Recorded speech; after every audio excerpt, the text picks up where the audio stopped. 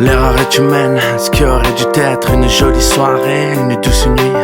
Le coup de cœur de trop ou pas, déjà fou amoureux, ce soir-là il n'en a pas sur lui. Encore un peu trop ivre, dehors il pèle, mais il faut bouger jusqu'à la pharmacie. Descend dans les rues sans flemme, animé par une flamme, la seule femme pour qui son cœur chavire. Il arrive à moitié essoufflé, désolé de constater que le distributeur est hors service. Le prochain est à plusieurs bornes, pas moyen de retourner en ville, surtout à cette heure-ci. Invité à boire un dernier verre chez elle, pour ne pas avoir osé lui dire non merci. Il hésite et jette un œil à sa montre, mais il est déjà trop tard pour changer d'avis. L'erreur est humaine.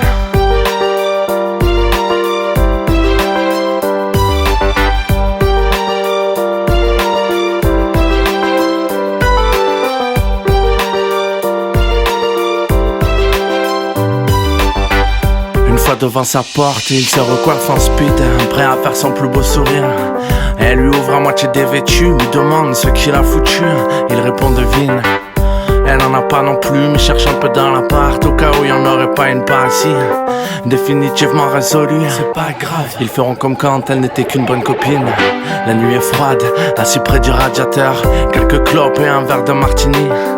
Elle lui propose le plus simplement du monde de rester dormir, mais la réponse est timide.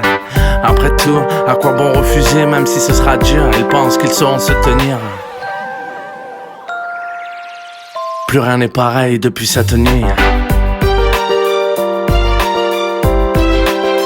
L'erreur est humaine.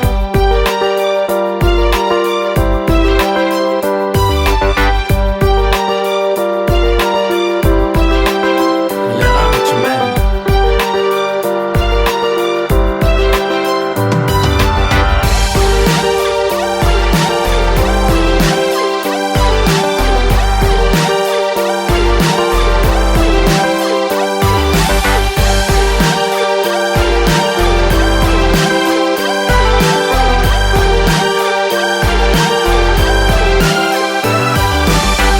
L'amour a fait le reste, le matin au réveil, quand le premier rayon de soleil surgit. Embarqués sur leur petit nuage, duquel il faut rapidement descendre, on est déjà lundi.